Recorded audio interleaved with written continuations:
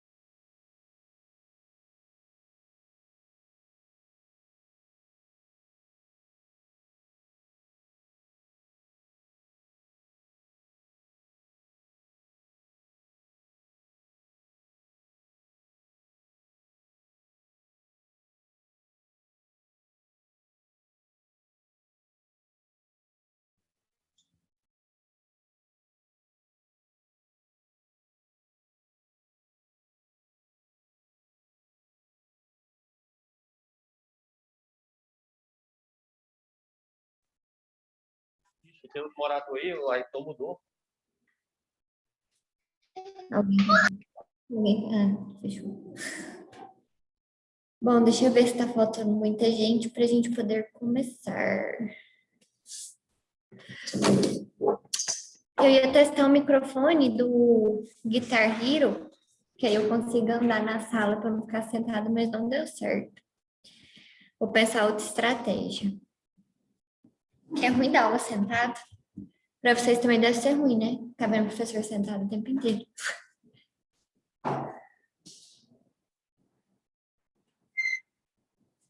Vamos fazer a chamada. Gente, tem 1, 2, 3, 4, 5, 6, 7, 8, 9 presencial.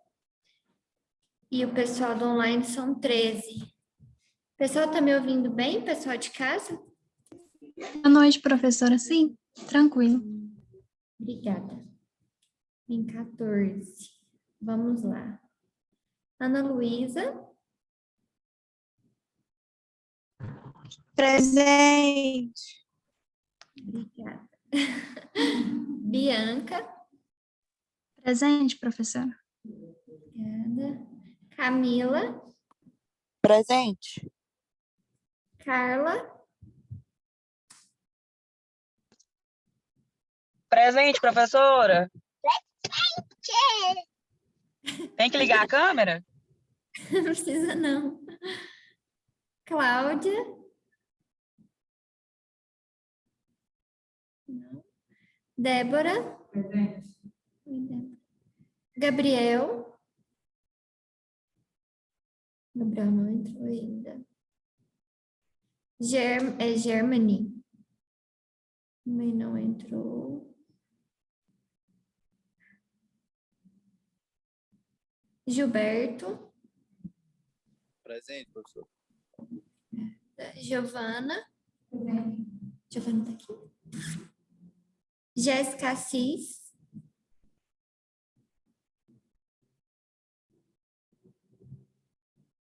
Jordane. Quem que é? Joyce. Quem é? Ah, oi. Camille. Camille não. Professora, já passou a chamada? Consegui entrar só agora. Ah, tá. Obrigada. Acabei de falar seu nome. Tá, obrigada. Lana. Presente. Um monte de papel. Lara. Presente. Larissa.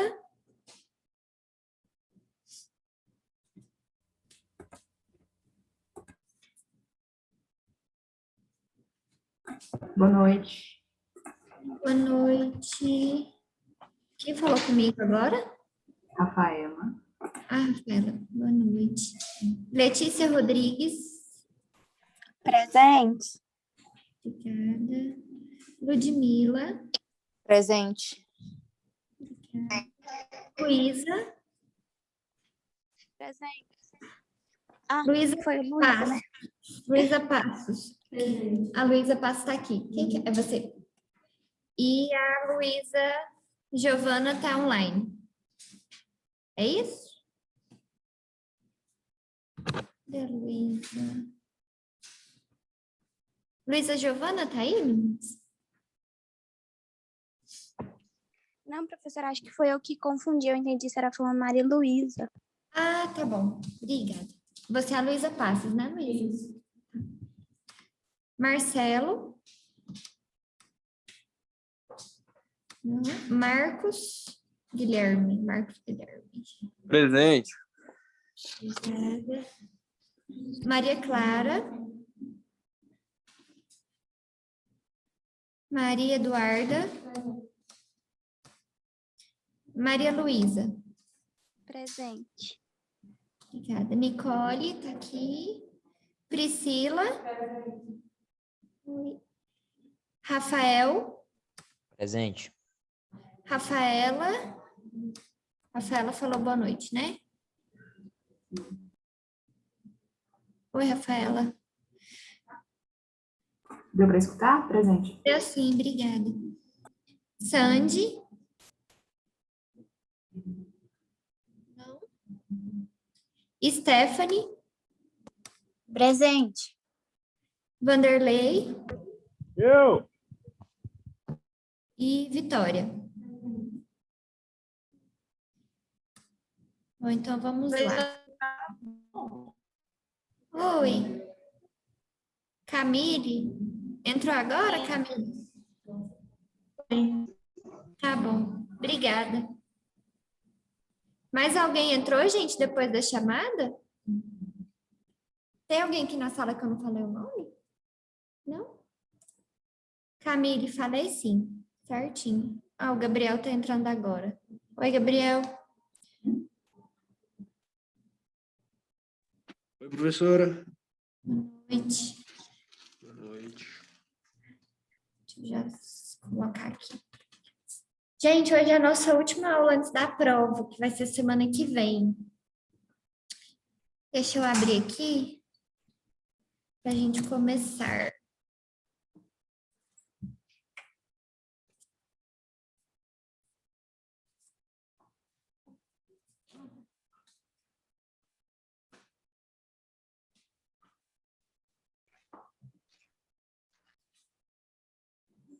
Compartilhar a tela com vocês.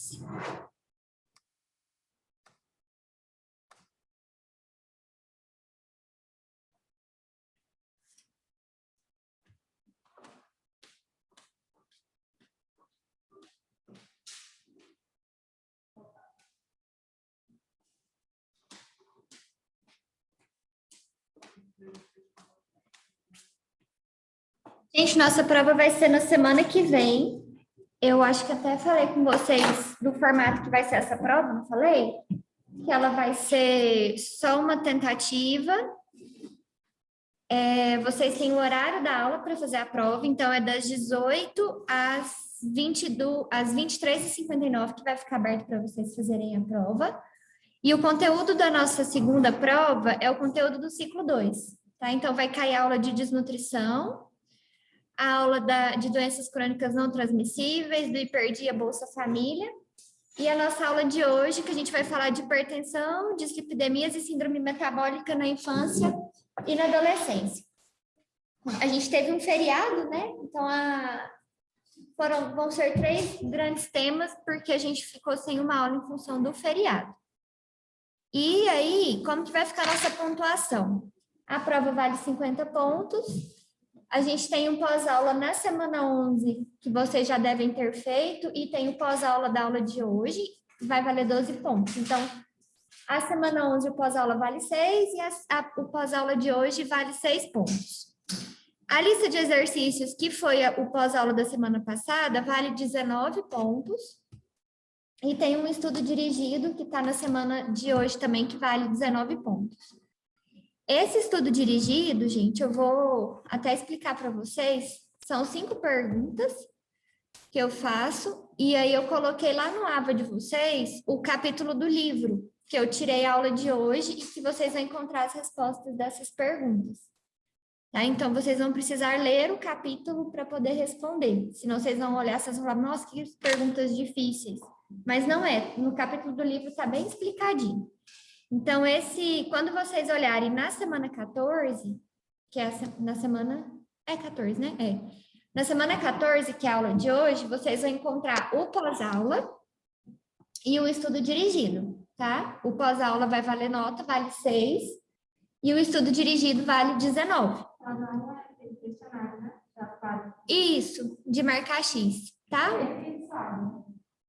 O Saga, vocês têm todo o conteúdo lá, mas ele não está pontuando. Eu estou colocando para vocês tudo no AVA. Isso. Tá? Vocês estão fazendo pelo Saga também? Não? A pontuação... Professora, Oi? as suas atividades de pós-aula, quando a gente faz elas, que a gente vai fazer a revisão, só aparece se a gente acertou ou errou. Não aparece a questão, tipo assim, eu errei e não aparece a correção embaixo, sabe? Igual tem dos outros professores. E, às vezes eu acho que isso fica muito difícil, porque a gente, por exemplo, erra a mesma questão nas 2 tentativas e acaba que fica sem saber qual que é a certa. Entendi. Eu vou anotar aqui para eu ver como é que tá o feedback lá. Aí eu vejo se eu consigo colocar para vocês o feedback de respostas certas, tá? Vou anotar aqui. Então,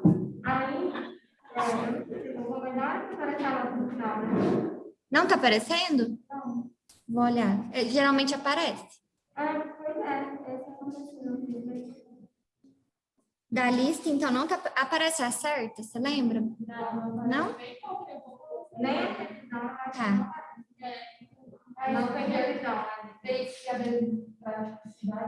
Isso. Eu vou colocar para vocês o feedback dos exercícios, eu vou olhar de todas essas atividades, tá? É só a configuração, eu mexo lá e já aparece para vocês.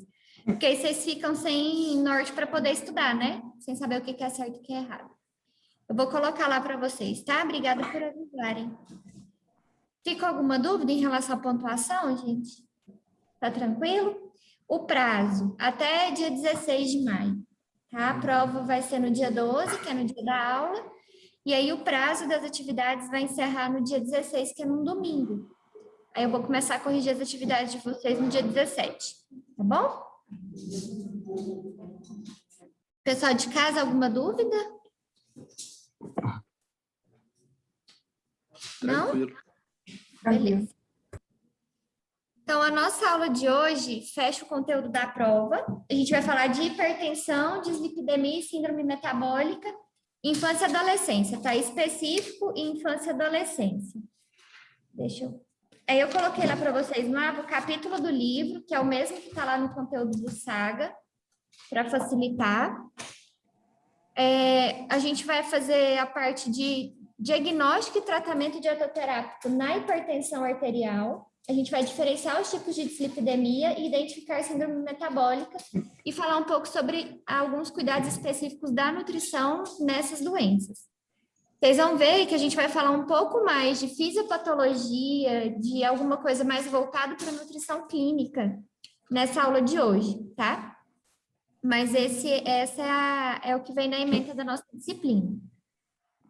Então, a gente começa falando sobre hipertensão, a dislipidemia e a síndrome metabólica na infância e na adolescência. O que acontece, gente? Quando a gente já falou muito sobre transição nutricional, né? Praticamente toda a aula nossa parte da transição nutricional, a gente tem aí uma série de consequências do consumo alimentar, da falta de atividade física, das crianças, dos adolescentes. E aí acontece e tem aumento de dislipidemia, aumento de obesidade, aumento de tudo que está relacionado também nesse público infantil, tá? E adolescente. E aí, consequência, a gente tem aumento de síndrome metabólica.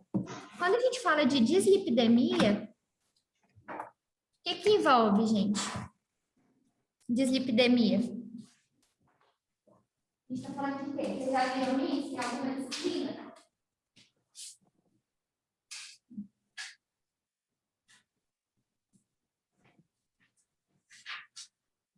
Quando a gente fala de dislipidemia, a gente está falando de uma disfunção da série de lipídios do sangue, tá? Quando a gente vai fazer exame de sangue, o médico pede para a gente, por exemplo, perfil lipídico.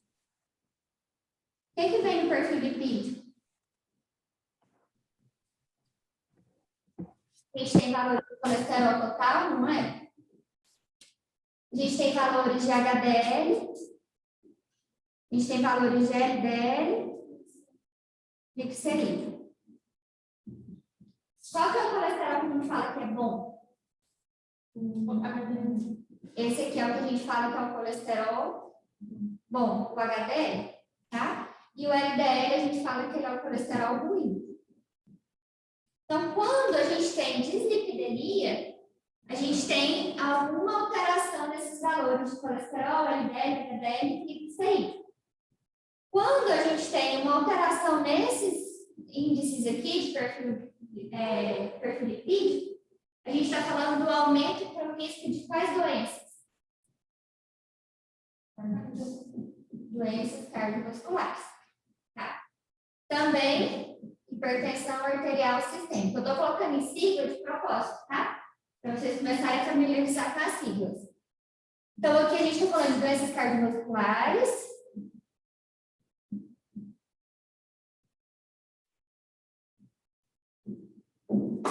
Aqui, hipertensão arterial sistêmica.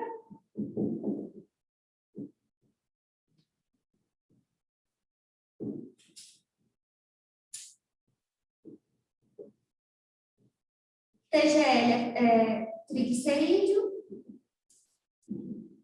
Quando a gente está com o aumento do triglicerídeo no sangue, o que significa, gente?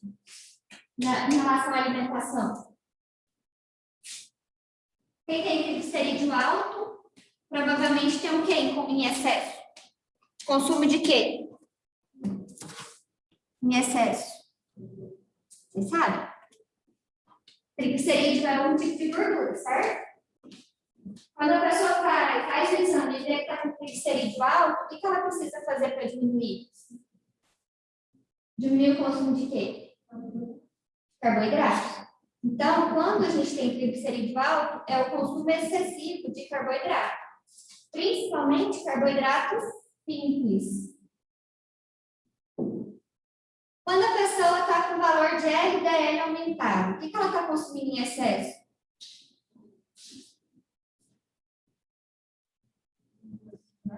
Gordura saturada.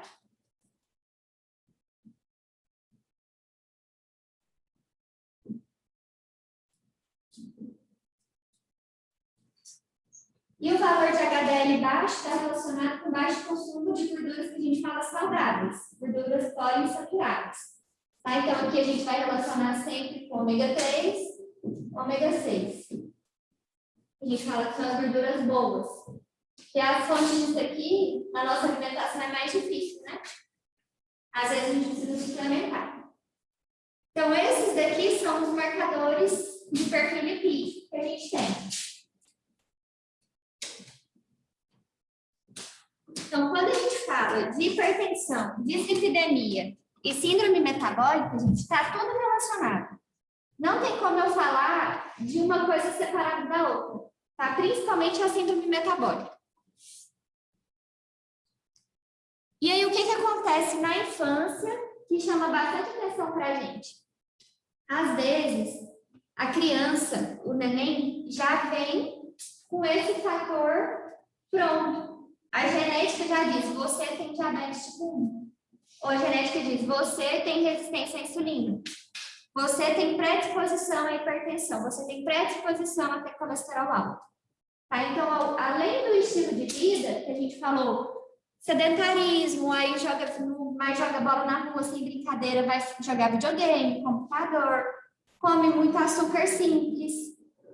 A gente tem todos esses fatores de vida que são modificáveis. E a gente tem o que a gente não consegue modificar, que é principalmente genético, tá? E já tem estudos que relacionam que quanto menor o nível educacional dos pais, maior a chance da criança ter algum problema relacionado à hipertensão, dislipidemia e síndrome metabólica.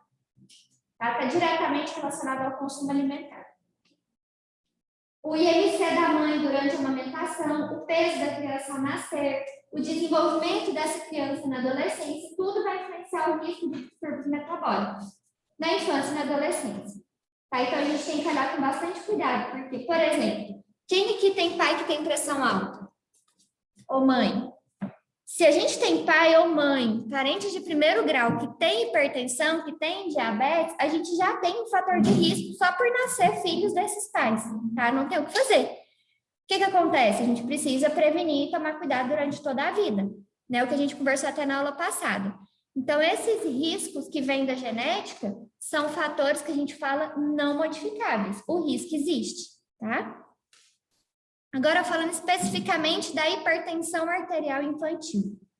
Vocês vão ver muito essa sigla DCV e DRC. DCV é o que eu falei para vocês, doenças cardiovasculares. E DRC, doença renal crônica, tá? Então, quando a criança ou adolescente tem pressão alta, automaticamente tem risco para doença cardiovascular e para doença renal, tá? E aí, gente, o que acontece? Se a gente tem uma criança, um adolescente que tem a pressão alta, a chance dele ser um adulto hipertenso é muito grande, tá? Então, a gente precisa cuidar muito dessa questão na infância e na adolescência para a pessoa não arrastar isso para o resto da vida. Geralmente, aqui, gente, olha só. A hipertensão arterial em adultos, ela é classificada em primária e secundária, certo? Criança e adolescente também, a gente tem hipertensão primária e secundária. Só que em crianças, mais de 80% dos casos de hipertensão é secundário, ou seja, é um sintoma de alguma doença base, alguma doença prévia, ela é secundária, tá? Cerca de 20% de crianças obesas têm a hipertensão que a gente chama de primária. O que isso significa? Vamos pensar que a gente tem um universo de crianças.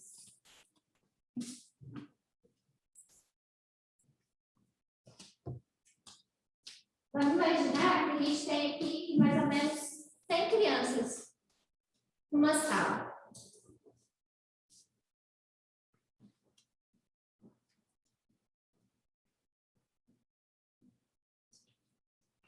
Quando a gente pegar 100 crianças,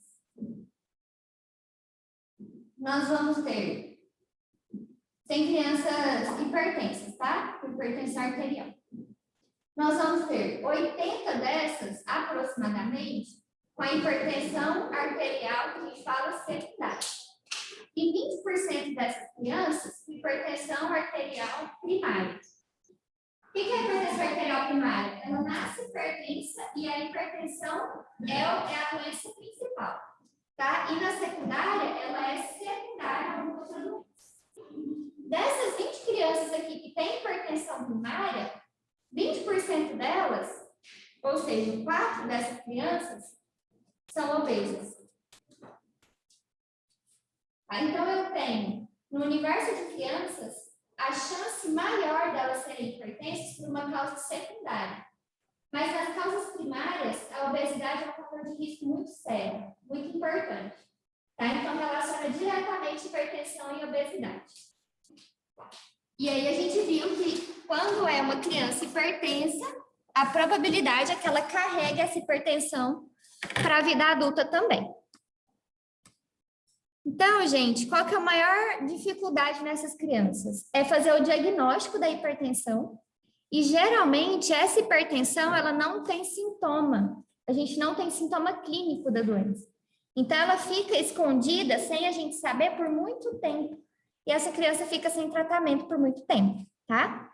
Geralmente, a detecção, o diagnóstico da hipertensão na criança é feito por um exame normal. Não porque a criança vai no médico por algum motivo. Tá? É exame de rotina, acaba descobrindo, principalmente quando a criança vai fazer atestado médico, vai fazer exame médico para poder ter o atestado para fazer atividade física. Aí vai lá fazer a pressão arterial da criança, aferir pressão, e não, essa criança está com a pressão alta. Aí precisa fazer algumas vezes.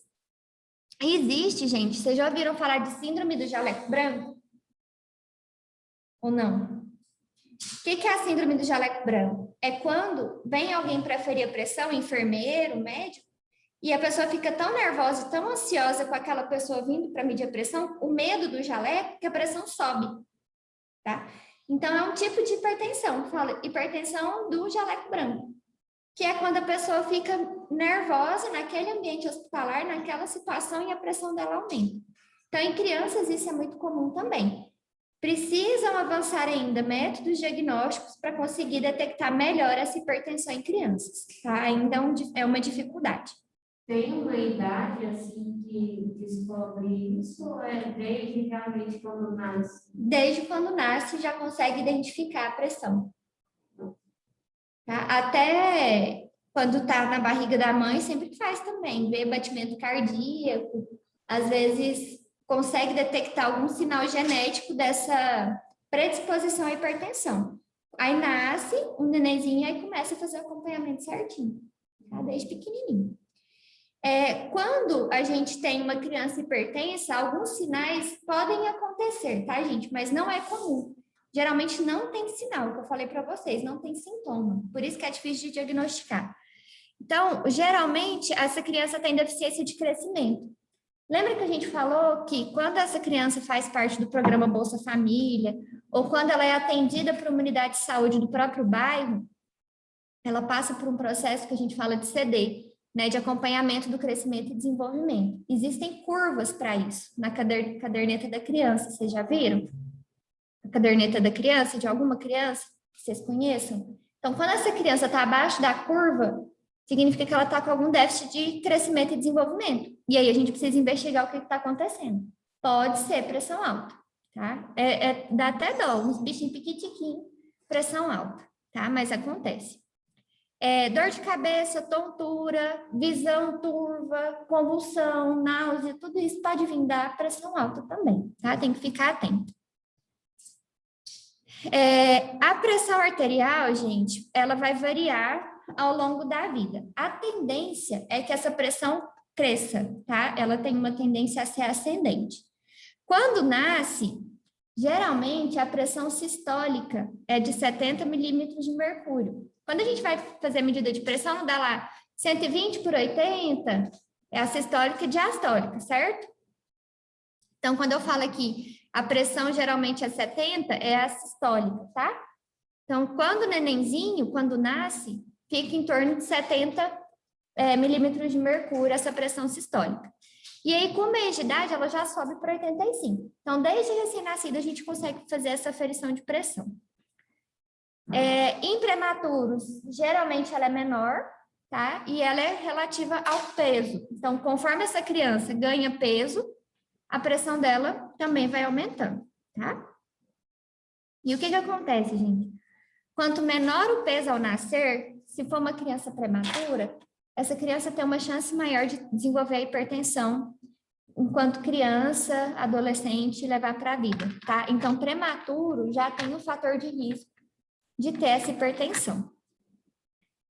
E aí, a partir da idade pré-escolar, que é a partir dos 6 anos, o risco vai diminuindo para ela ter hipertensão. Então, aqui é o que eu falei para vocês, a gente tem a hipertensão em crianças e adolescentes, também classificada em primário e secundário, tá? A primária está relacionada principalmente à hereditariedade, à obesidade e à resistência à insulina, que também é fator hereditário, né? Resistência à insulina pode ser. E a secundária pode ser por 85% dos casos de hipertensão em crianças é secundário, tá? Pode ser por uma trombose, estenose de artéria renal, malformação renal congênita. Então, a criança nasce com problema renal e, consequentemente, ela vai ter essa hipertensão, tá? Por isso que a gente fala hipertensão secundária. O que é importante? Oi? Tem alguma coisa que explica por que prematuros podem ter mais tendência para ser hipertensivo? Está relacionada ao peso, Rafaela. Esses nenéns prematuros, eles têm... aqui existe uma relação inversa entre quanto menor o peso, maior o risco de ter essa hipertensão ao longo da vida. Então, o prematuro, ele já nasce bem pequenininho e ele já tem esse risco maior devido ao peso, baixo peso que ele tem. Tá? Agora, a fisiologia certinha dessa questão de menor peso e maior pressão, eu não vou saber te falar agora. Certo, obrigada. A gente pode olhar, tá? Quanto menor o peso, maior o risco, tá? Eu posso até anotar para a gente olhar isso direitinho, a fisiopatologia disso. Vocês vão ver isso em materno-infantil. Deixa eu anotar. Vocês já tiveram materno-infantil? Não. Dietoterapia não. não, né? Estou no 3º. Prematuros, menor peso. Vou ver se eu consigo achar a fisiologia, mas eu acho que vai ser um pouco complexo. Mas eu tento trazer e explicar para vocês mais simples. Então, em relação à hipertensão primária e secundária em crianças, o que acontece, gente? A genética, ela é um fator de risco, mas ela pode ser modulada. Depende do jeito que você vai levar a vida, né? Não é uma sentença. Ah, meu pai é hipertenso, você é hipertenso, pronto, acabou. Não. Aí você acende uma luzinha e começa a ter as prevenções, os hábitos alimentares, os fatores ambientais favoráveis para a prevenção dessa doença, tá? E os estudos mostram, gente, que crianças vegetarianas têm um risco menor de ser hipertensa em comparação a crianças não vegetarianas, tá? Por quê? Porque a hipertensão está relacionada ao consumo de sódio em excesso, tá? E geralmente os alimentos que são fonte de origem animal têm uma alta quantidade de sódio e também de gordura saturada. Então, a gente relaciona isso ao aumento do peso e também ao risco de hipertensão, tá? Nessas crianças que não são vegetarianas. Significa que as crianças precisam ser vegetarianas? Não, não é isso. A questão é que pode existir uma dieta vegetariana saudável, equilibrada, que até proteja de algumas doenças associadas, tá? É bem interessante isso. Aqui, gente, mostra as principais doenças, tá, relacionadas à hipertensão secundária. Então, por que a criança pode ter essa hipertensão secundária? Principalmente, gente, está relacionado aqui a más formações renais congênitas, ou seja, a criança nasce com essa má formação renal, consequentemente, ela vai ter um problema de hipertensão. Vocês vão ver em fisiopatologia que na hipertensão a gente tem o que a gente chama de sistema renina-angiotensina-aldosterona. Não sei se vocês estudaram isso no ensino médio. Alguém já ouviu falar desse sistema? Renina-angiotensina-aldosterona? É uma controlação, um controle que a gente tem dos níveis de sódio no nosso corpo, que faz a gente absorver, comprimir ou dilatar mais as nossas veias do nosso sistema, tá? E tudo depende desse sistema que acontece no nosso rim. Então, o rim, ele é o órgão mais importante no controle de hipertensão, tá? Não só o coração, mas o rim faz parte desse controle da nossa pressão sanguínea estável. Então, a má formação renal está relacionada a esse surgimento de hipertensão secundária, tá? Principalmente esse o fator. Falando de obesidade, gente, a obesidade, ela está relacionada não só à hipertensão, mas ela também está relacionada a outras doenças cardiovasculares, diabetes tipo 2 e problemas cardíacos, tá? E na população pediátrica, a obesidade é o principal fator de risco para essa hipertensão. Gente, aí o que acontece? Como eu falei para vocês, o diagnóstico de hipertensão em crianças ainda é difícil, tá? Não é fácil de acontecer.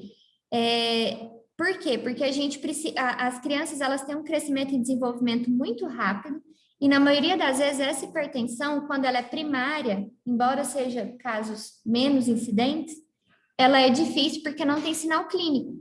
E quando tem sinal clínico, a gente precisa investigar, geralmente investiga 1000 coisas, mas não pensa em hipertensão infantil, tá? Geralmente, o que chama a atenção dos pais é a dor de cabeça, às vezes é a vista turva, ou se tem alguém na família, pai ou mãe, que tem hipertensão. Mas ainda é difícil fazer esse diagnóstico. Quando a gente fala de crianças hipertensas de causa primária, só 1 a 3% está com peso adequado. O restante está tudo com sobrepeso e obesidade. Quem tem interesse em trabalhar com nutrição infantil, materno-infantil, pode ficar atento com essa parte de nutrição, sobrepeso, obesidade, tá? A gente está tendo cada vez mais crianças com obesidade. E, geralmente, essas crianças obesas, elas têm uma série de outros problemas relacionados. Tá? Elas vão ter alguns distúrbios também psíquicos, ansiedade, depressão. A gente está tendo muito caso de criança com depressão, tentativa de autoextermínio, tá? É um problema multifatorial e complexo. E depende não só da criança para resolver, né? A gente depende de todo um contexto familiar. 37% das crianças... Oi? Não sei se é só eu, mas eu não estou conseguindo ouvir. Ouvir? Uai, pessoal, tem mais alguém que não está conseguindo me ouvir? Tá A normal? qualidade aqui para mim tá boa. Tá normal? Vê se não é o áudio do seu computador.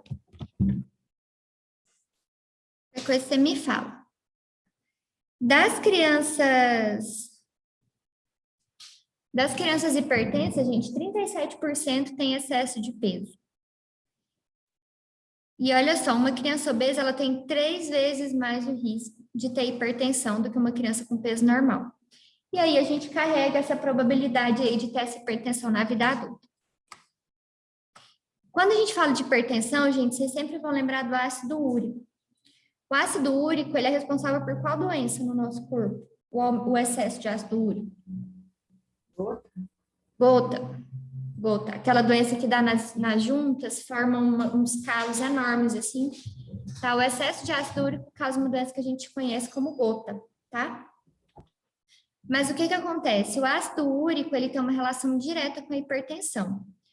Adolescentes que têm ácido úrico elevado, 90% deles têm hipertensão. Em crianças também. E aí, quando a gente reduz o ácido úrico, a gente automaticamente reduz a pressão desse público. E o que acontece, gente? Falei para vocês que a gente tem esse sistema renina, angiotensina, aldosterona, que faz o controle da nossa pressão arterial. Isso acontece praticamente no nosso rim, nos dois rins, né? Nos rins. Quando a gente tem um aumento do ácido úrico além do normal, acontece uma vasoconstrição.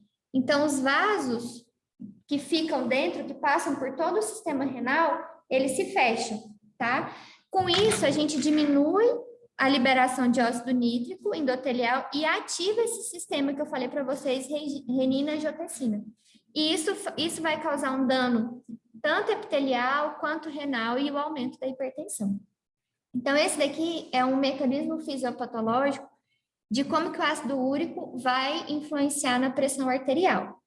Professora, a gente ainda não viu dietoterapia, enfim. Eu trouxe para vocês entenderem mais ou menos o mecanismo, tá? Como que isso acontece, para eu não só falar para vocês aumenta a pressão, aumenta ácido úrico, aumenta a pressão, tá? Então, o capítulo do livro explica certinho o mecanismo, mas qual que é o ponto aqui? Quando a gente tem excesso de ácido úrico, a gente tem vasoconstrição renal. Essa vasoconstrição que acontece lá nos rins faz com que a gente tenha diminuição da liberação de óxido nítrico e aí ativa o nosso sistema renina-angiotensina. E isso faz com que a pressão aumente. São sistemas regulatórios, tá? Um depende do outro. Se acontecer uma coisa aqui, com certeza é um efeito cascata que vai culminar em alguma coisa no nosso organismo. Tá? Isso é super interessante. Então, quando a gente precisa controlar a hipertensão em criança e adolescente, fica a dica para olhar para o ácido úrico, porque quase ninguém relaciona hipertensão e ácido úrico, porque são doenças diferentes, né? Eu tenho aqui gota e hipertensão. E eu não vou pensar, talvez, vou pensar em gota em criança, né? A gente não vai falar de gota em criança. Então, observem ácido úrico sempre quando vocês estiverem olhando para hipertensão em criança e adolescente. E esse ácido úrico, gente, como acontece na gota, ele causa uma resposta inflamatória a nível vascular, né? Dentro do endotélio, tá? Dentro ali dos nossos vasos sanguíneos. Ele vai causar essa inflamação e isso é prejudicial para o nosso organismo, tá?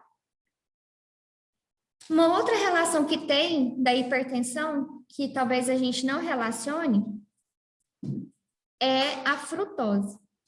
Tá? O aumento de hipertensão e hiperuricemia, que é o aumento do ácido úrico, pode ser explicado pelo aumento do consumo de açúcar. Qual açúcar? A gente está falando de frutose e também do açúcar simples, da glicose. Tá? O excesso de peso e essas doenças podem estar relacionadas ao consumo excessivo de frutose. Tem que tomar cuidado. Dentro de 30 minutos, depois da ingestão de frutose, acontece um aumento do ácido úrico. Então, se na dieta eu tenho um excesso de açúcar, consequentemente eu vou ter um excesso de ácido úrico, e isso pode me levar a uma hipertensão arterial, tá? Criança e adolescente. Sem falar, gente, no risco do consumo excessivo de açúcar simples para criança, que é a agitação, eles ficam extremamente nervosos, inquietos, não dormem direito, irritado, troca um alimento que a gente considera de boa fonte nutricional por um alimento rico em açúcar simples, você está mudando todo o comportamento da criança. Então, quando a gente faz, por exemplo, eu vou fazer o tratamento de uma criança que tem TDAH, né? Aquele transtorno que a criança é ansiosa, hiperativa, até mesmo no caso de autismo. O que é o primeiro papel do nutricionista?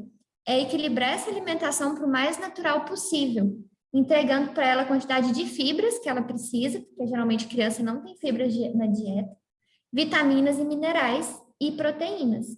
Porque geralmente essas crianças, elas têm um consumo muito excessivo de açúcar simples, na forma de suquinho, de aquele achocolatado de caixinha, os saquinhos de biscoito industrializado, desses que a gente vê de saco mesmo, é por açúcar, né? Então, a gente tem que tomar muito cuidado com isso. Está relacionado ao aumento de ácido úrico, aumento da pressão, obesidade, síndrome metabólica, pode levar à resistência à insulina. cárie dental, que é um outro problema que a gente tem, tá? Tá tudo Professora. interligado. Oi.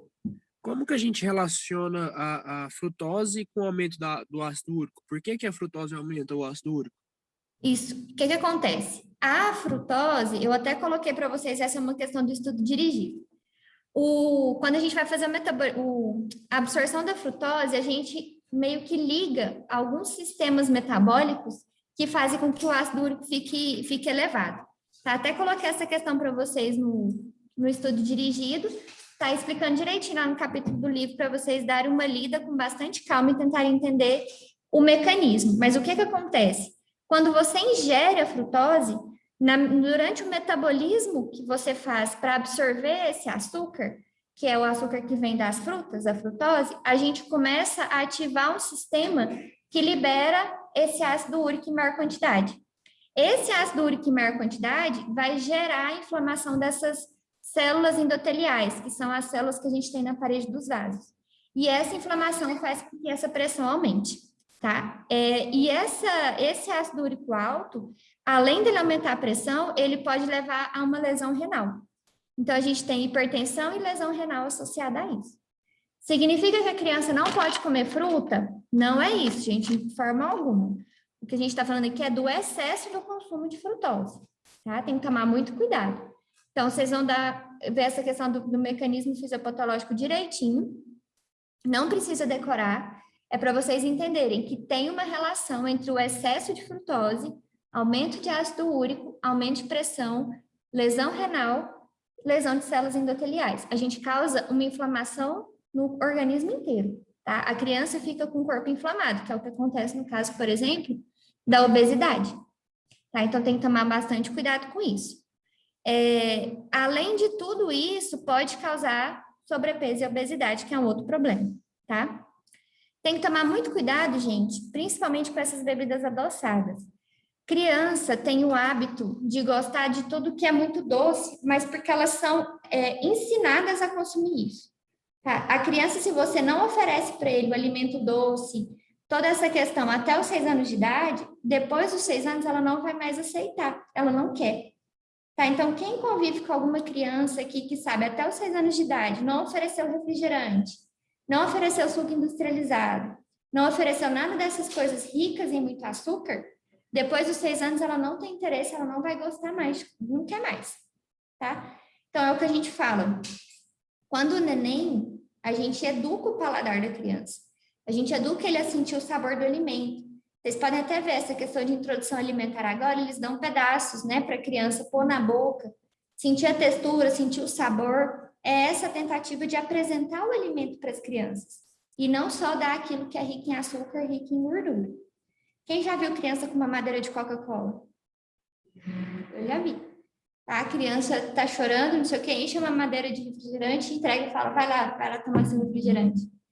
Né? Aquilo ali, assim, você meio que vicia, você condiciona a criança a ter esse hábito alimentar para o resto da vida. É muito raro você conseguir fazer essa mudança depois. Você vai conseguir só na vida adulta, provavelmente. Vai passar até a adolescência com esses hábitos alimentares. Tá? Tem que tomar muito cuidado. Exatamente. Se ele não conhece, ele não vai tomar.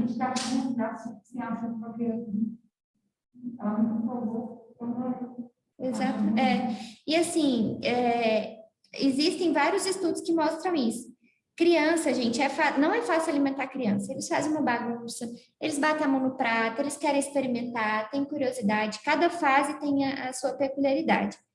Existem estudos que falam que o mesmo alimento a gente tem que apresentar para a criança pelo menos 10 vezes. Ele vai negar, ele vai falar não quer, põe na boca, cospe, joga fora, joga na sua cara, enfim. A gente não pode cansar e dar para ele aquilo que é mais atrativo, né? Então, a gente precisa insistir e tentar. Muitas crianças hoje, gente, você fala assim, de onde vem o leite? Eles acham que é da caixinha do supermercado. Né? De onde vem o ovo? É da caixinha do supermercado. Eles não sabem que vem da vaca, que está lá no pasto. Eles não conhecem a produção dos alimentos. Eles não sabem o que são os alimentos. Para eles, comida é o macarrão instantâneo, é o leite de caixinha. Enfim, são alimentos extremamente industrializados. Por isso que a gente vê esses problemas, hipertensão, dislipidemia, síndrome metabólica em crianças, né? E é um problema que está crescendo bastante, bastante mesmo. É assustador os números. Eu até trouxe um dado aqui que é bem triste, na verdade. Para a gente evitar, gente, a hipertensão, a gente precisa evitar a obesidade, tá? É o primeiro passo, ver se esse peso dessa criança, se o crescimento e o desenvolvimento está adequado. Se não tiver, a gente precisa colocar essa criança dentro da curva do desenvolvimento saudável e diminuir o consumo de alimentos ultraprocessados para o consumo de alimentos in natura ou minimamente processados. Tá? Esse é o principal princípio para a gente conseguir diminuir a hipertensão em criança e adolescente. Alimentação, claro, diminuída em frituras, açúcares simples, sódio, tem que tomar muito cuidado, gordura trans, e a questão da atividade física. Né? Nos últimos 40 anos, gente, sobrepeso em crianças e adolescentes aumentou em 11 vezes, nos últimos 40 anos. 11 vezes. Então, assim, é um número muito assustador que vem de encontro com o que está acontecendo na nossa sociedade. Das pessoas não terem tempo, não praticarem atividade física, acha bonitinho, acha fofinho, né? Vê a criança dando birra por causa de alguma coisa, entrega logo porque a cabeça está cansada, faz esse menino parar de chorar, né? Então é isso.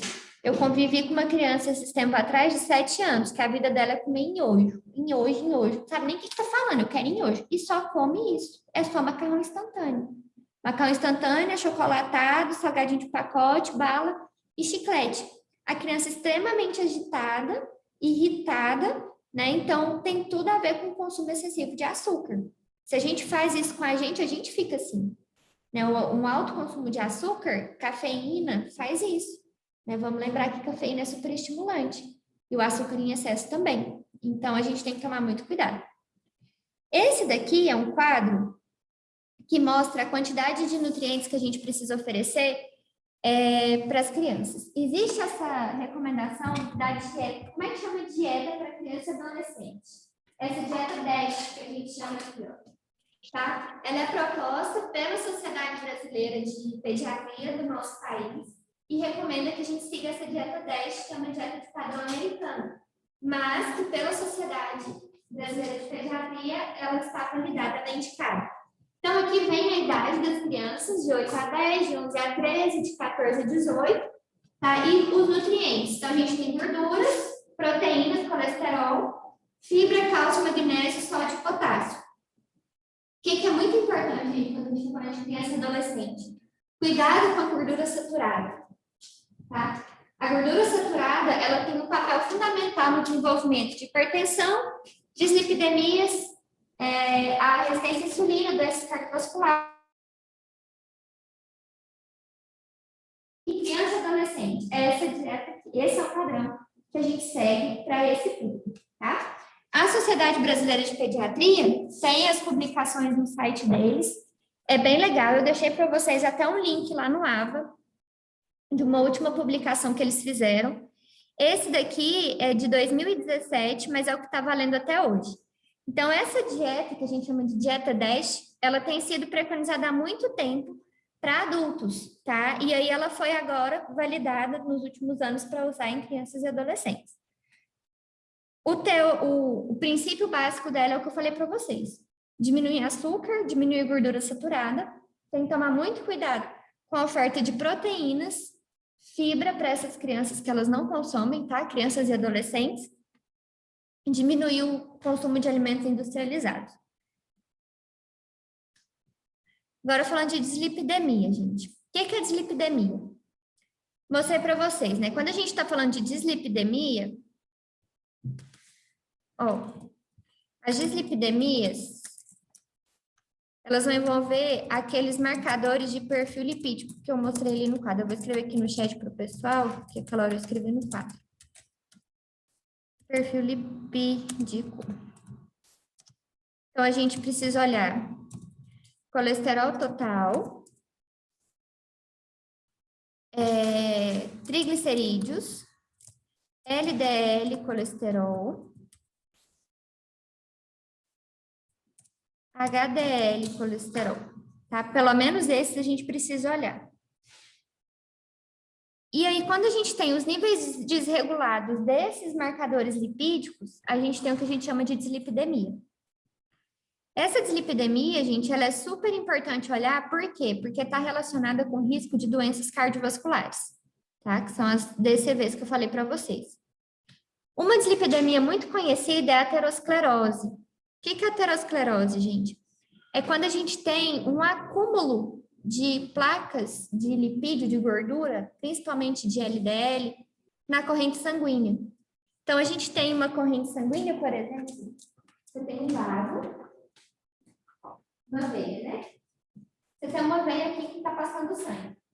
E aí começam a depositar gorduras aqui, ó. Vão fazendo placas, tá? Isso daqui é uma que a gente chama de placa de ateroma. Estou falando para vocês, mais por curiosidade, tá, gente? Então, a gente tem a placa de ateroma que se forma. Essa placa, ela começa a formar na infância. Se a pessoa não tem um consumo adequado de fibras, se ela não tem uma dieta controlada, essa placa vai crescendo, crescendo, crescendo. Ela pode se soltar desse vaso e caminhar pelo corpo da pessoa, parar em algum lugar e causar um aneurisma, um infarto, alguma coisa assim. Ou ela pode simplesmente crescer a ponto de interromper o fluxo de sangue e causar o que a gente chama de trombose. Tá? Então, a aterosclerose, ela é uma doença que desenvolve ao longo dos anos, começa na vida de criança, e aí, se não tiver o controle, quando tiver adulta, ela vai ter um problema maior. E aí, vocês concordam que essa placa de ateroma, conforme ela vai crescendo, ela diminui o fluxo sanguíneo nesse vaso. Se ela diminui o fluxo sanguíneo nesse vaso, o que vai acontecer consequentemente? As paredes do vaso, as paredes desse vaso aqui, vão sofrer um aumento de pressão, concorda? O fluxo de sangue que passa aqui, não passa aqui. Então, consequentemente, esse sangue, quando passar aqui, vai aumentar a pressão que tem dentro desse vaso. Isso é a pressão arterial. Tá? A pressão arterial nada mais é do que o volume e o tempo com que esse sangue corre nas nossas veias. Essa é a pressão. É a pressão que o sangue faz na nossa veia. Então, se eu tenho uma veia entupida, a pressão ali dentro é muito maior. Tá? Então, isso está relacionado também. A hipercolesterolemia é uma doença caracterizada pelo aumento do colesterol no sangue, tá? Cerca de 5 a 10% dos casos é herança genética, e isso está muito relacionado com doenças cardiovasculares em pessoas menores, com idade inferior a 50 anos. A cada minuto nasce uma criança com hipercolesterolemia familiar, e essa é uma forma grave de dislipidemia. Então, se a pessoa tem aumento do colesterol total, ou aumento do LDL, diminuição do HDL, a gente fala que é hipercolesterolemia. Tá? Esse quadro aqui mostra quais são os valores de referência para crianças, aqui está falando de 2 a 19 anos. Então, aqui ele fala do colesterol total, LDL, HDL, triglicérides, o não HDL e a ApoB, que são lipoproteínas, tá? O não HDL e a ApoB são lipoproteínas no nosso sangue. São proteínas ligadas a lipídios que fazem o transporte de algumas substâncias no nosso sangue. Essa aqui é a diretriz que a gente tem, a recomendação de 2020. Então, vocês nunca vão precisar decorar valor de referência de exame, tá? Vocês vão, às vezes, por tanto olhar, a gente lembra. Mas não precisa decorar, vocês sempre vão ter a tabelinha. Quando a gente vai no médico, geralmente, quando a gente vai fazer um exame de rotina, o que eles costumam pedir? Hemograma completo, perfil lipídico. Vocês já repararam isso? E glicemia de jejum. Quando ele pede perfil lipídico, vai vir automaticamente essas dosagens que estão aqui. Colesterol, LDL, HDL, o VLDL, o não HDL e os triglicerídeos. Tá? Sempre tem. Sempre tem. Sim, porque varia muito da faixa etária, tá? Então, sempre tem a referência perto. Então, lembrando, quando a gente vê valor de colesterol total acima do recomendado, a gente está tendo excesso de quê? Na alimentação. Alguém? gorduras. Gorduras saturadas, né? Sim. Principalmente quando a gente está olhando para o aumento do LDL, está relacionado ao alto consumo de gordura saturada. O HDL, gente, o nosso problema com o HDL é quando ele está abaixo do recomendado. Quando ele está abaixo do recomendado é porque a gente não está consumindo o quê? As chamadas gorduras boas. As gorduras boas, que são as gorduras poliinsaturadas, né? Que é principalmente ômega 3 e ômega 6.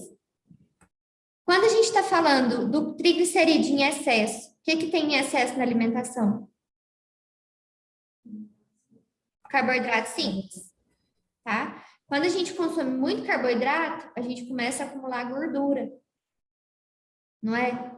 Por exemplo, a banha que a gente tem, tecido adiposo, é excesso de consumo de carboidrato. A gente guarda esse carboidrato na forma de triglicerídeo, tá? Então, tem que diminuir o consumo de carboidrato simples. As dislipidemias, assim como a obesidade, elas têm causa primária, elas podem ser primárias ou secundárias. As primárias, gente, também fator genético. Aquilo que eu falei para vocês, às vezes a criança já nasce com o colesterol alto, judiação, às vezes acontece, tá? É genética. E as secundárias são os hábitos alimentares, presença de alguma outra doença que faz com que essas lipoproteínas estejam aumentadas. Alguns medicamentos também fazem isso. Bom, quais são essas secundárias? Quando a gente tem um aumento do LDL, que é o colesterol que a gente fala ruim, ele pode estar relacionado a hipotiroidismo ou anorexia nervosa, tá? Então, vai ser uma dislipidemia secundária, geralmente ao hipotiroidismo ou anorexia. Quando a gente tem o triglicerídeo aumentado, a gente pode ter uma criança que tenha diabetes, ou ela é obesa, ou hipotiroidismo, tá? São as principais doenças relacionadas, ou o diabetes mesmo, a síndrome metabólica. E a baixa do HDL está relacionado também à síndrome metabólica, diabetes e obesidade. Então, essas são as principais doenças que podem causar a dislipidemia secundária em crianças e adolescentes. Olhando mais uma vez aqui, a gente fala de obesidade e síndrome metabólica, que são os pontos-chave aí para a gente falar de criança e adolescente.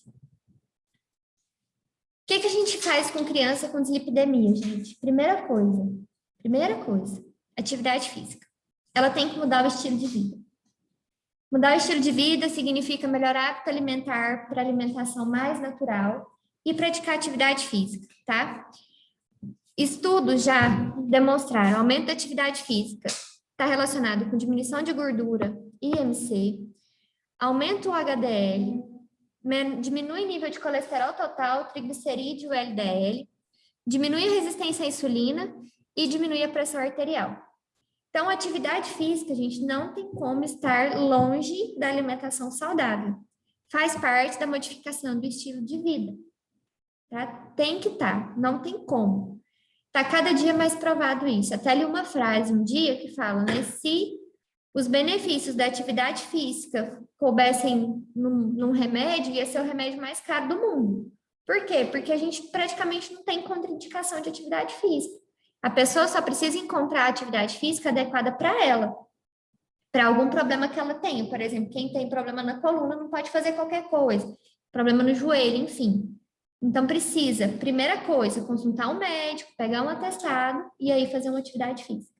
Nessa consulta ao médico, geralmente é um clínico geral ou um cardiologista, ou no caso de criança é o pediatra, ele vai medir pressão arterial, vai medir glicemia, vai pedir os exames de rotina e aí a gente consegue identificar já algum problema que a gente possa ter que não tem sintoma, como o caso de dislipidemia, por exemplo. Tem sintoma, gente, de colesterol alto? Não tem. Não tem. Triglicerídeo alto não tem sintoma. Só se a gente considerar que sintoma talvez seja o excesso de peso. A pessoa sente o excesso de peso, mas sintoma, dor, ela não sente. Tá? Então, tem que ficar de olho. E o nutricionista, o que ele precisa fazer? Diminuir gordura total e gordura saturada, diminuir colesterol e açúcar simples e aumentar a ingestão de carboidrato complexo, mas não pode diminuir a ingestão, quantidade de proteína. Por que criança e adolescente eu não posso diminuir proteína? Principalmente. Porque atrapalha o crescimento? Fase de crescimento, tá? Proteína é um nutriente que faz parte das funções estruturais, que constroem o nosso corpo. Se a gente não tem proteína em quantidade adequada, a gente vai ter um prejuízo no crescimento e desenvolvimento. Aí, então, a gente diminui gordura saturada, e vai melhorar o consumo de carboidrato, mudar a fonte de carboidrato, mas a gente não pode tirar o olho da proteína de jeito nenhum. Aí, gente, uma coisa que é muito importante é emagrecer criança. Vou até falar emagrecer entre aspas. Tá? A gente tem que tomar muito cuidado com restrição calórica em criança. Geralmente, a gente faz uma restrição na quantidade de gordura, principalmente de gordura saturada. Então, vocês precisam sempre olhar se a gente está dando menos de 7% de gordura saturada. Tá? Essa é uma recomendação que a gente não pode furar. Por quê? Porque se eu estou aumentando o consumo de saturada, a gente está aumentando o risco de diabetes, resistência à insulina, pressão alta, todos os problemas estão relacionados. Então, a gente tem que olhar com bastante atenção para essa gordura saturada e colesterol. No máximo 200 miligramas por dia, tá? De colesterol. Existe recomendação para gordura trans? Estou pegando com vocês uma coisa lá do quinto período. Não tem recomendação para gordura trans. Por quê? Porque a gente não precisa de gordura trans. Se eu falar para vocês, não precisa comer gordura trans nunca mais na vida. Gente, a vida de vocês vai ser muito melhor. A gente não precisa de gordura trans. Ela é totalmente dispensável da nossa alimentação. Então, a gente sempre vai colocar o mínimo do mínimo do mínimo da gordura trans. Por que a gente não consegue zerar na maioria das vezes? Porque ela está presente em vários alimentos industrializados. Tá? Então, na maioria das vezes, a gente não consegue zerar. Principalmente sorvete, margarina, tá? Esses alimentos que tem uma gordura que a gente fala plástica, essa gordura mais cremosinha, geralmente é gordura trans. Então, se eu falar para vocês, nunca mais vocês vão comer gordura trans, a vida vai ser melhor, em termos nutricionais, tá? Agora, de sabor é outra coisa, porque a gordura trans, ela é atrativa em termos de paladar, tá bom? E aí, para a gente fechar as três, síndrome metabólica. O que é síndrome metabólica, gente? Alguém? Já ouviram falar de síndrome metabólica? Pode ser um fator que dificulta o emagrecimento ou ganho de resultado? É alguma coisa relacionada a isso? Síndrome metabólica, quando a gente fala de síndrome metabólica, é uma doença, é uma síndrome. O que caracteriza essa síndrome? O que vem na cabeça de vocês quando a gente fala de síndrome metabólica? Metabolismo. Oi? Oi, Rafaela? A gente associa ao metabolismo, alguma coisa relacionada ao metabolismo. Alguma coisa relacionada ao metabolismo. Quando a gente fala de síndrome metabólica, vocês vão lembrar que é um conjunto de doenças. Bom, né? Que estão relacionadas ao nosso sistema metabólico, metabolismo. Então, essas doenças da síndrome metabólica, geralmente são doenças crônicas, tá? Então, a gente fala, toda vez que SM é síndrome metabólica. Qual doença vocês acham que faz parte da síndrome metabólica? Uma doença que vocês acham? Nada? Hipertensão, dislipidemia, diabetes, obesidade. Obesidade é doença? Obesidade é doença. Hipertensão, dislipidemia, diabetes, obesidade. O que mais?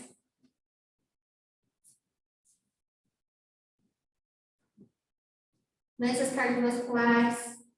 Toda vez que vocês ouvirem síndrome metabólica, vocês vão lembrar de uma palavra. Inflamação.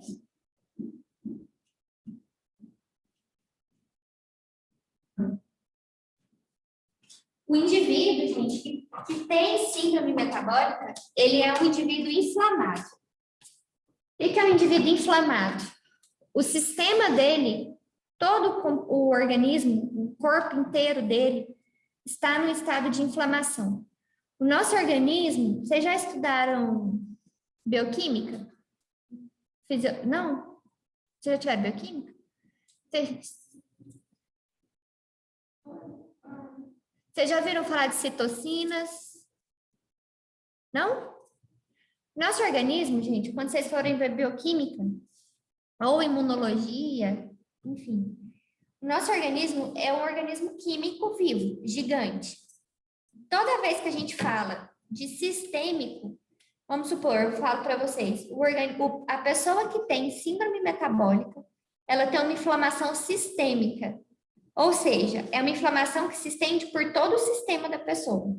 É uma inflamação generalizada, no corpo inteiro. O que significa isso? O nosso organismo é um organismo químico. Nós somos reações químicas. O tempo inteiro o nosso organismo está fazendo mudanças. A gente pega o alimento, transforma em energia, nossa energia é o ATP, para poder fazer atividades, enfim. Nós somos um organismo químico vivo. Quando a pessoa está em síndrome metabólica, ela está no estágio de inflamação que prejudica todas as funções celulares. Tá? Então, geralmente, essa pessoa ela vai ter 3, 4 problemas de saúde relacionados. Se ela tiver, por exemplo, a gente considera a síndrome metabólica pelo menos 3 dessas doenças que eu falei para vocês, tá? Então, vamos supor, ela tem diabetes, hipertensão e dislipidemia. E ela é eutrófica. O peso dela é eutrófico. Ela está em síndrome metabólica? Ela é uma pessoa sindrômica? Metabolicamente? Ela tem uma síndrome metabólica.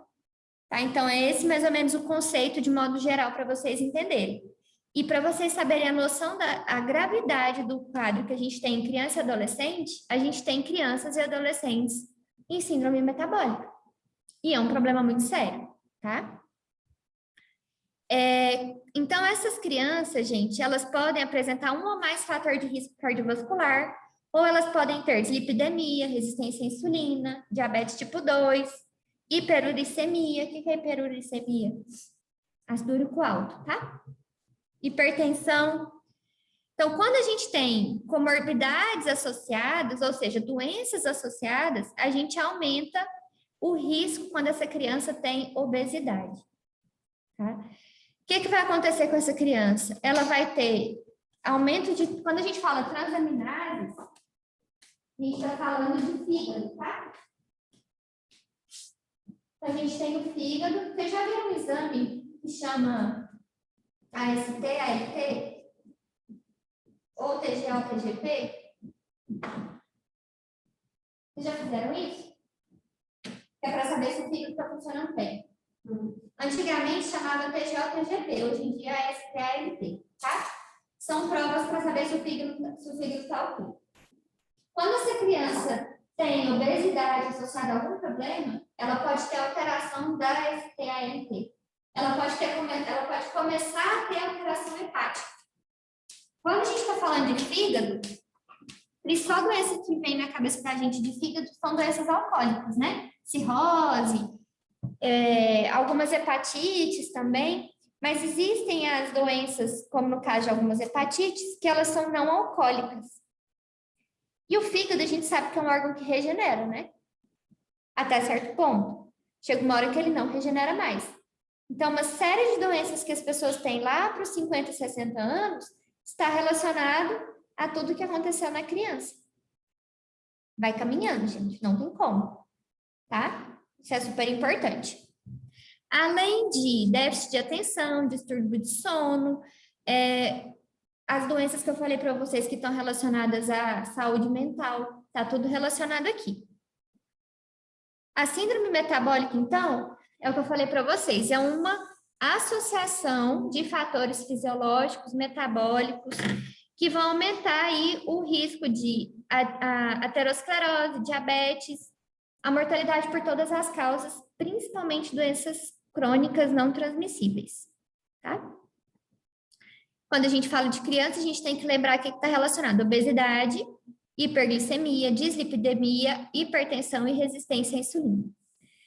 Gente, a síndrome metabólica ela é tão complexa que a gente ainda não tem a patogênese, a fisiologia dela muito bem descrita na literatura. Mas o que está mais relacionado, que a gente já sabe pelo avançar da ciência hoje? Inflamação, resistência à insulina e obesidade. Tá? São os 3 fatores de risco que deixam esse indivíduo no risco para uma síndrome metabólica. Então, esse gráfico aqui mostra direitinho quais são as principais doenças relacionadas aí com a síndrome metabólica.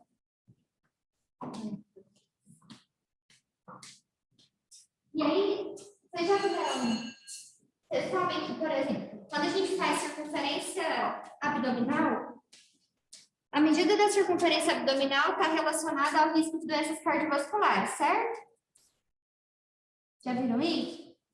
Quando a pessoa, gente, ela tem uma circunferência abdominal para homem maior que 110 centímetros, para mulher maior que 90, ela tem um risco direto maior de ter doença cardiovascular. Então, a medida da circunferência abdominal, ela é preditiva do risco de doença cardiovascular em adultos. Em crianças também. Tá? Então, crianças que têm a circunferência abdominal aumentada têm um risco maior para ter doença cardiovascular. Tá? É o que eu deixei para vocês. Aqui eu mostro quais são os principais itens que a gente tem que avaliar uma criança.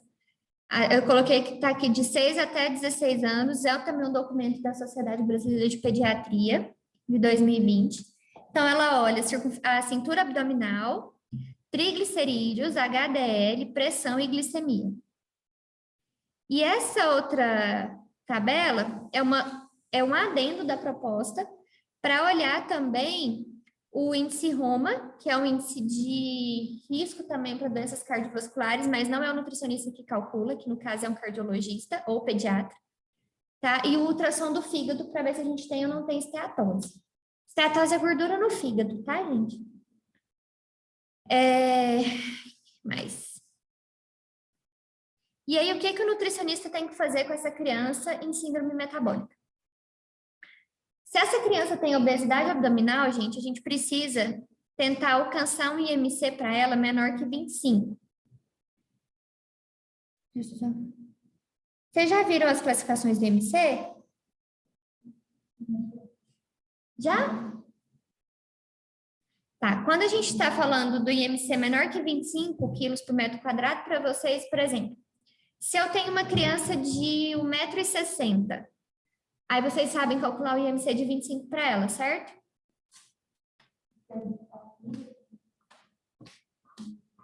Qual é a forma do IMC?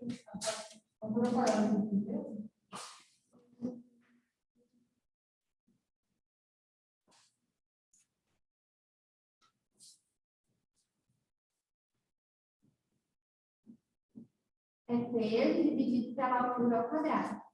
O peso ele vai estar sempre em quilos e a altura em metro. Aí o IMC a gente tem ele em quilo por metro quadrado. Então, por exemplo, eu tenho uma criança que tem 1,50 m. E eu preciso que essa criança tenha um IMC de 25. Então, é só vocês substituírem. Quando a gente fala, tem que ter um IMC menor que 25. Qual que é o peso? Então, se o IMC dela é 25, é peso dividido pela altura ao quadrado, certo? É só fazer a continha. Primeiro vai fazer 1,5 ao quadrado. Alguém tem a calculadora aí? 1,50 ao quadrado dá.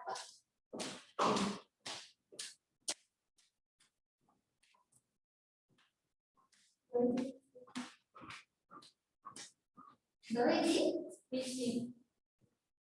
Então, vai ser 25 é igual a peso dividido por 2,25. Então, 2,25 vezes 25, 56,25 é igual a peso. Tá? É só substituir. Então, se a gente falar, eu preciso de um IMC de 25, a criança tem essa altura, joga na fórmula, vocês vão achar o peso. Tá? A gente vai desenvolver isso mais detalhe em avaliação nutricional. É só para vocês entenderem como que funciona. E aí a gente precisa ver essa redução de peso. Então, vamos supor, a criança pesa 80 quilos. Para ela ter um IMC de 25, ela precisa pesar 50 quilos. 30 quilos de redução é muito. Então, a gente vai ver que a gente precisa ir gradativo.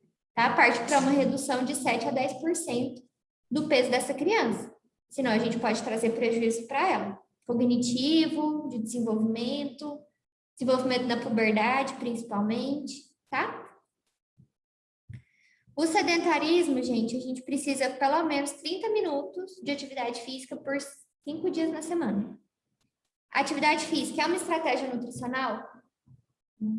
É, tá? Não era considerada.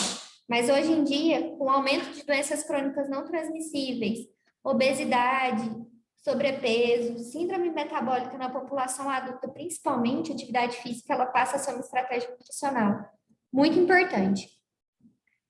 Dieta hipolipemiante, o que é isso? É uma dieta que tem baixos valores de colesterol total e baixo valor de LDL, tá? Então, a gente precisa tirar aqui, diminuir o consumo de saturada, de trans e de colesterol. Se essa criança tem hipertensão, a gente precisa diminuir aí a pressão arterial dessa criança. Uma estratégia para diminuir a pressão arterial em criança e adolescente. Olhar para quem? Pro ácido úrico. Ácido úrico e frutose na dieta dessa criança. Tá? E vai estar sempre relacionado com a circunferência abdominal também, tá? Para hiperglicemia, gente, quando essa criança tem a glicemia muito alta, a melhor estratégia, atividade física. E o diabetes tipo 2, a gente tem que olhar a hemoglobina glicada. O que é hemoglobina glicada? Quando a gente faz a glicemia, sabe aquele exame que fura a ponta do dedo? Ali a gente está olhando a glicemia capilar, né? A gente está vendo na capilar, na capilaridade do dedinho. Então, estou vendo no capilar e eu estou vendo a glicemia na hora. Porque eu estou furando ele na hora, o resultado sai para mim na hora. Quando a gente fala hemoglobina glicada, a gente está olhando os valores de glicose referentes a até 3 meses atrás. Ele dá uma ideia de como que se comportou essa glicemia durante 3 meses. Então, às vezes o paciente vai no nutricionista e ele quer mentir. Ontem eu só fiz isso e isso. Aí você olha a hemoglobina glicada, fala, caramba, tá? É o exame que não deixa o paciente mentir.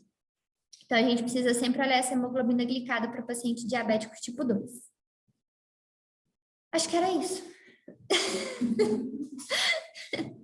Gente, é bonitinho demais. Mas tem que tomar muito cuidado. E assim, é assustador a gente ver doenças de adulto em criança e adolescente e eles não sabem lidar com a doença. Eles dependem totalmente dos cuidadores, pais, avós, escola, enfim, de todo mundo. Por isso que a gente tem, principalmente na rede pública, o PNAE, que é o Programa Nacional de Alimentação Escolar. O PNAE, ele segue todas essas diretrizes de gordura saturada, de fibras, de frutose, tem todos esses cuidados, tá? Então, a gente precisa tomar muito cuidado com essa população, não é fácil, não vou mentir para vocês. A melhor estratégia para evitar obesidade, síndrome metabólica, resistência à insulina em criança é o quê, gente? Vem na cabeça de vocês. Baixo custo. Aleitamento materno. O aleitamento materno exclusivo até os 6 meses de idade. Quando a criança mama só na mãe, a gente não oferece água, não oferece chá, não oferece nada. É só o leite materno. Depois dos 6 anos de idade até os 2 anos, aí a gente já tem alimentação mais o leite materno. Aí faz a água também.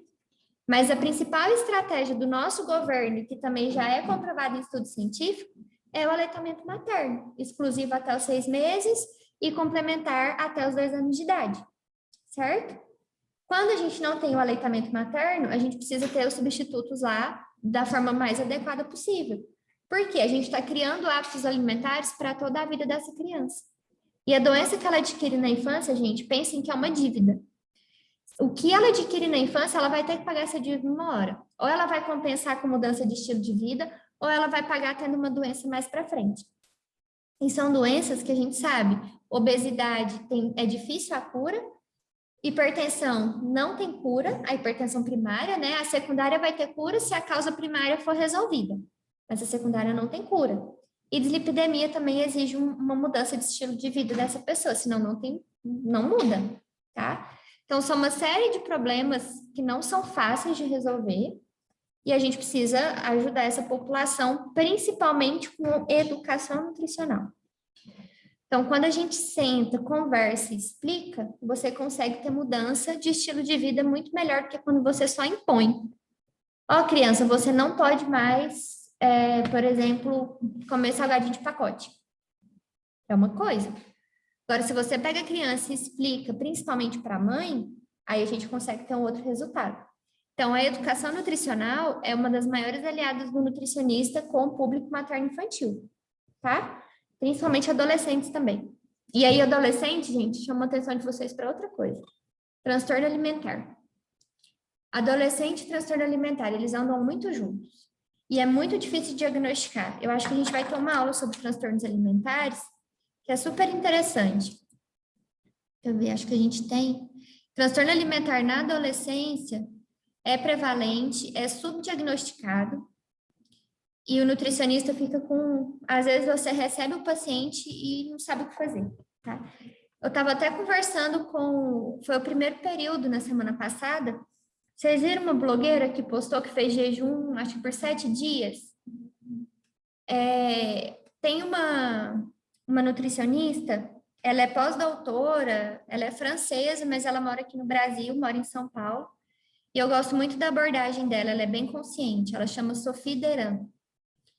E aí hoje ela publicou no Instagram dela falando sobre isso, né, o desserviço que uma pessoa dessa faz para a sociedade. Porque a pessoa tem milhões de seguidores, e aí você pega adolescentes, você pega pessoas que estão suscetíveis a desenvolver um transtorno alimentar, e influencia a pessoa a fazer um jejum por 7 dias, né? É uma coisa totalmente louca. E aí, assim, qual que é a contribuição para a sociedade, né? A gente precisa construir uma nutrição, ela não é nutricionista, né? Mas por aí. Parece que agora você vai viver a base de frutas, ela quer ser crudívora, Ela quer consumir só alimentos crus. É muito complicado, assim. E aí a gente, enquanto nutricionista, a gente precisa lutar com a ciência, com a verdade, né? E falar, gente, presta atenção. Essa mulher que eu sigo no Instagram, deixa eu ver como é que escreve o nome dela, eu vou falar para vocês. Ela é sensacional. Aí hoje ela pronunciou. Eu falei, é isso aí. Depois de alguns dias, eu estava sentindo mal, e era tipo, lembrança dos pecados. Ai, gente, eu não dou conta. Sério, eu fico assim, por conta com um negócio desse. A gente vai ter uma aula de transtornos alimentares. Adoro transtorno alimentar, a gente vai falar sobre isso. E aí o público adolescente é muito fácil de desenvolver transtorno alimentar. Exatamente.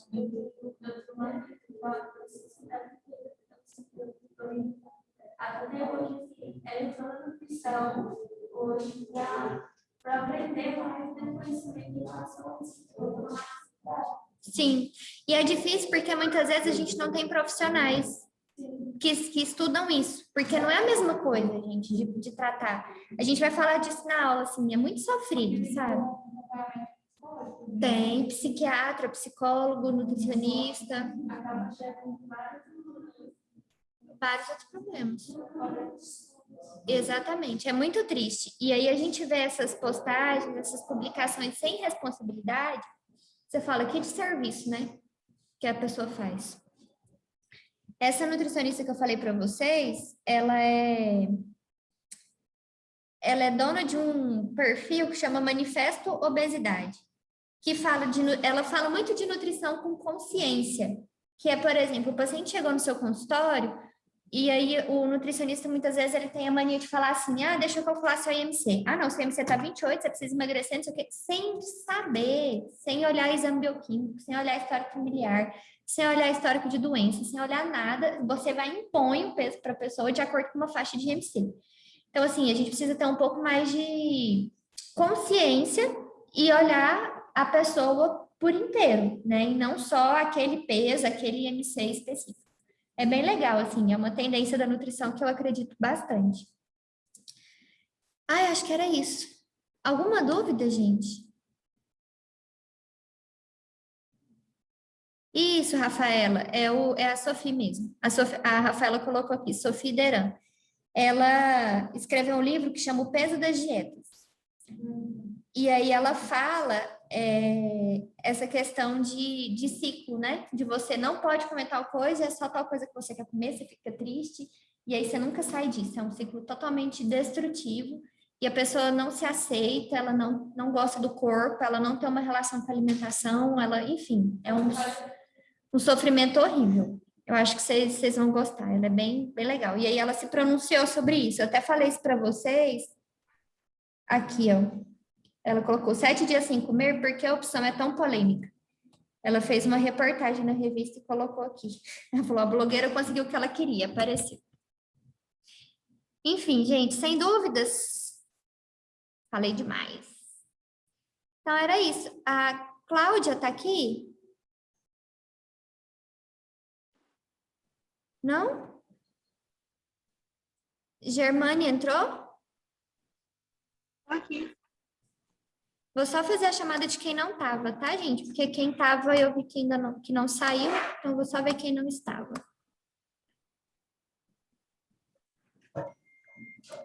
Germane, é Germane, né? Ou é Germane? Falei seu nome errado. É Germany. Obrigada, não vou errar mais. Quem mais? Luísa Giovana. Presente. Obrigada. Marcelo. Presente, professor. Obrigada. Maria Clara. Eu.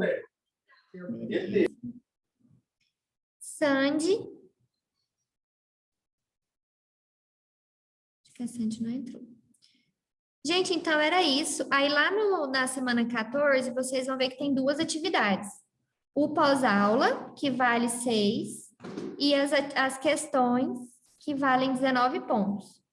Tá? As questões, gente, vocês vão achar as respostas no capítulo do livro que eu coloquei lá para vocês, tá? Que é o mesmo que está no Saga. Beleza? Professora, aí tem Oi. até que dia para fazer essa atividade? Até que Até dia o que dia- encerra? Até dia 16 de maio. Tá bom. Mais alguma dúvida, gente? A prova é quarta, né? Isso, prova dia 12.